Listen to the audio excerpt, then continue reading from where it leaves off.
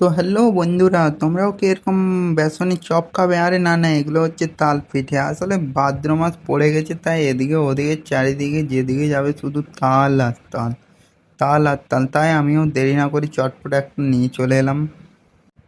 তারপর ঝটফট ছটফট করে এটাকে ছাড়িয়ে একদম ঝাঁঝরা দিয়ে মেরে পুরো শাঁসটা নিংড়ে নিলাম।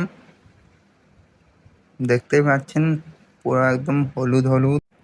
তারপর এটাতে কিছুটা গুড়, কিছুটা নুন দিয়ে ভালোভাবে মেখে নিতে হবে। আমি আজকে যেটা দেখাতে চলেছি না, একদম সহজ পদ্ধতি। কিছুটা সময়ের মধ্যে আপনারা তাল পিঠে, তাল বড়া সব কিছু একদম করে খেয়ে নিতে পারবেন। খেয়ে মানে পেট ভরে খেয়ে নিতে পারবেন। তো তারপর মাখতে স্টার্ট করে দিলাম একদম। দেখতে পাচ্ছেন কিরকম কালারটা পুরো একটু একটু চেঞ্জ হয়ে যাচ্ছে। তারপর সেটাকে উনুনে নিয়ে খানিকক্ষণ নাড়তে হবে, ভালোভাবে নাড়াচাড়া করতে হবে যেন কড়াই বা পাত্রের গায়ে লেগে না যায়। কারণ লেগে গেলে পড়া পড়া কিরকম একটা সেন্ট আসবে না, ওই জন্য ভালোভাবে সবসময় নেড়ে নেড়ে গরম করে নিতে হবে।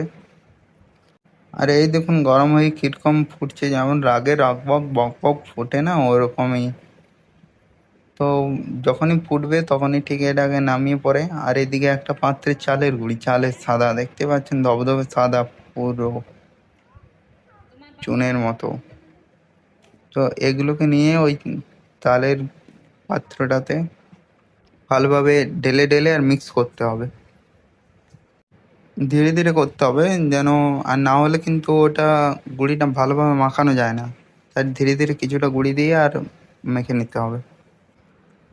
তারপর মাখতে মাখতে মোটামুটি এই যে একটু নরম থাকতে কিছুটা পরিমাণ ওই গুঁড়িটা অন্য একটা পাত্রে তুলে রাখা হলো।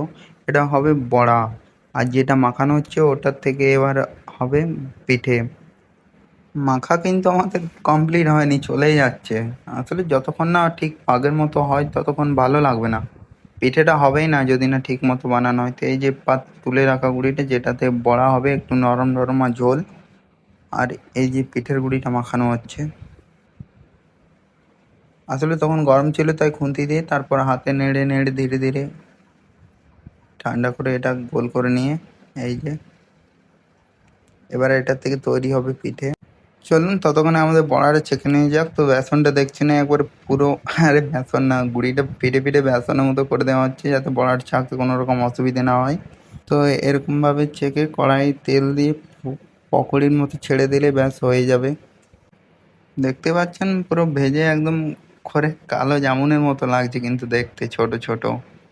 তো আপনারাও পানি অবস্থায় ট্রাই করে দেখবেন, খুবই মিষ্টি খেতে। আর পিঠের রেসিপিটা অন্য একটা ভিডিও